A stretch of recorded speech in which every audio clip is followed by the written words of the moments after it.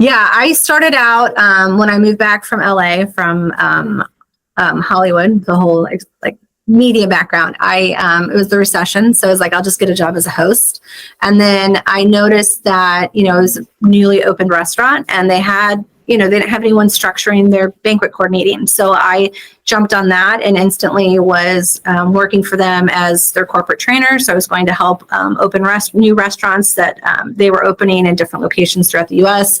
I was banquet coordinating for them, and then just worked my way up the ladder to assistant manager, and then assistant general manager, and then GM.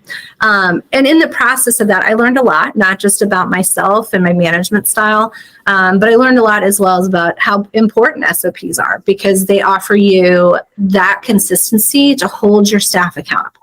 And that's key, because I think if you don't have that standard line of expectation from them, then it creates that is the biggest drama, let's be honest. And when you work in the restaurant business, you've got two different groups of people, front of house, back of house. You got your introverts, your extroverts. And so over the time, I kind of really took a lot of pieces from psychology. I really deep dived into psychology and sociology studies, and just understood like what drove people. What was their motivation, right? Because not every person that walks in your door as your employee is motivated the same way.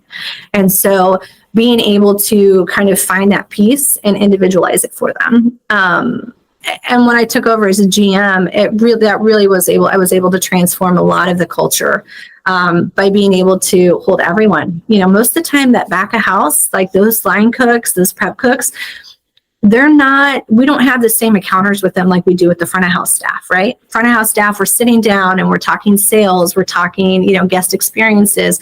Whereas back of house, it's very much like, here's your checklist, let's call orders to you. But we're not sitting down with them a lot of times and saying, hey, what are your goals? Do you want to learn another station? What motivates you to come in and do your job every day at the best of your ability? Or what are your frustrations, right? I sat down as a GM and I said, okay, let's talk through this. And I also made a big part of my job making sure that every single manager worked a front and a back of house shift, which was unusual at the time. But I really felt strongly that I can't hold my back of house accountable if I don't understand what they're going through, how their day works, right? So I'd work shifts with them on the line and understand that, like, okay, the way that we have this layout back here, it doesn't work. So let's figure this out. Let's troubleshoot this. Give me your insight. And I think that's what got a lot of buy-in from the staff, with being able to say, okay, let's all lead to success. So I think involving a lot of them is a big piece of it. And a lot of times we don't get that in the restaurant business. It's come in, work your shift and leave. You don't get that buy-in from your staff, right? It's, everybody's motivated by different ways, but I think if they have a way to know that they're being heard or someone's taking the time to notice them, it gives you a completely different work environment and a completely different buy-in from your staff too. 100%. I love it. I love it.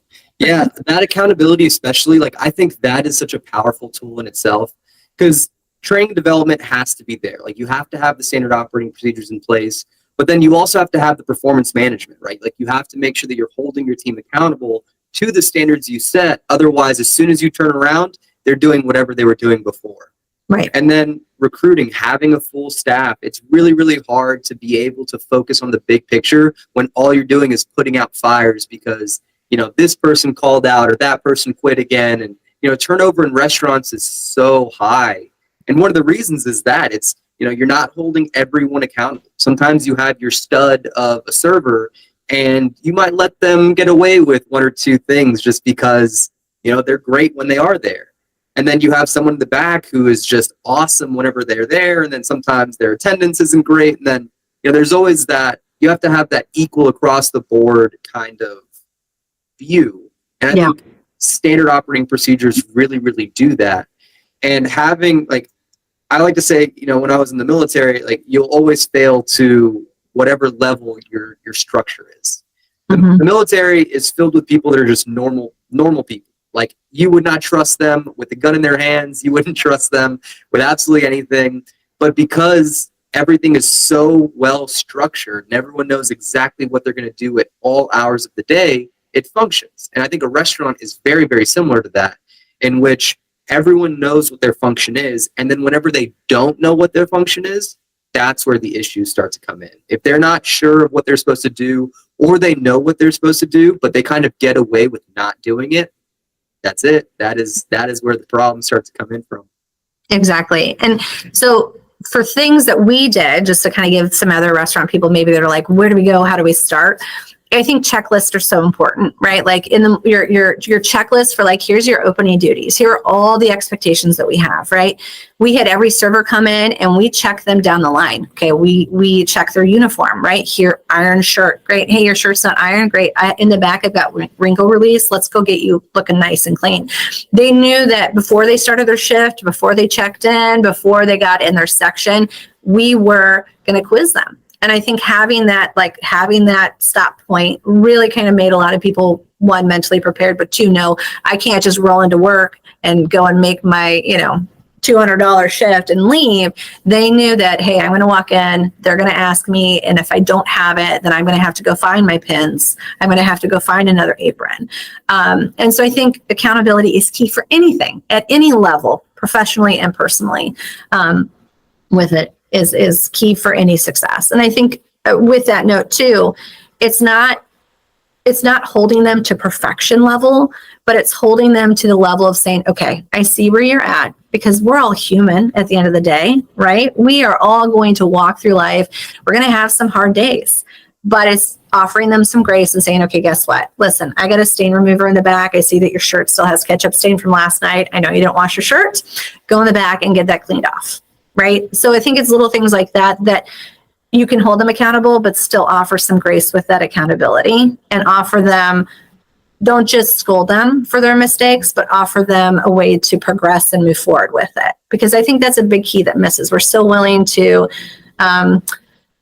sort of crucify someone for a mistake or a wrongdoing, as opposed to saying, hey, you know what? I see that happened. You had a bad day. Tomorrow's going to be a better day. Let's move forward. Let's move on with this. So offering the grace with the management is big key to success, I think. Yeah, I mean, absolutely. One of the big things as far as the HR practices there, it's really like the carrot and the stick. Realistically, when people think of HR, they think of like hiring, firing, and recruiting. But it's so much more than that. There's 7 core functions to HR. And one of the things I think is the most valuable and one of the most undervalued and most underused is employee relations. It's speaking to your team. What exactly do they want? Do they have a track record for their career? Like, do they know, today I'm a server, but I know that, in a few months, if I do a good job, I could potentially be the next step up, and then the next step up to being the general manager, or maybe owning your own franchise, or, being in charge of your own location. Like, having the goal being something farther out, that's where the carrot is, right? Trying to follow that. Then the stick comes from that accountability, right? Making sure that everyone knows what they should be doing. But like you said, meeting them where they are, right? Like, everyone is human. They're going to make mistakes. No one is going to be perfect. And it's unrealistic to hold them to that standard when it's just not there. Right. But meeting them exactly where they're at, helping them out. And sometimes that's all you need to have someone's complete attitude change, right? Having a huge 180 just because, oh, my manager saw me, like they cared about me. I also really, really liked your discussion as far as having like those questionnaires in the beginning. UPS and like other organizations, they have that. Like, they'll walk around and like you'll have tests, and then they have like employee like bucks where you give them to the team members, and they can like purchase something from like the little store that's there. It's like sodas or like a drink or candy or like a hat, stuff like that. But I think that's a great tool. Like, that's a fantastic way to like always make sure that they're on it. Like, as soon as you come in here, you're going to get asked, where's your pens? Where's your aprons? You might get asked like, hey, what are we like? What are the specials that we're pushing out today? What are we trying to really focus on for these desserts? So I think that's an absolutely great way to do it. Yeah, go ahead. Oh, I was going to say, it's also a great tool if you're noticing that you're having repeat problems with things ringing up, right? Or errors.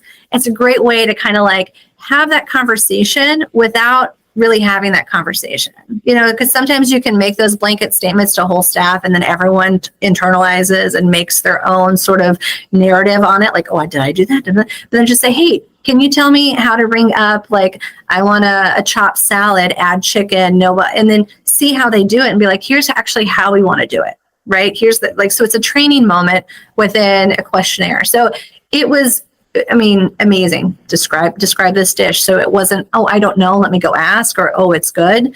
It allows a little bit more depth and knowledge and buy-in through everybody throughout.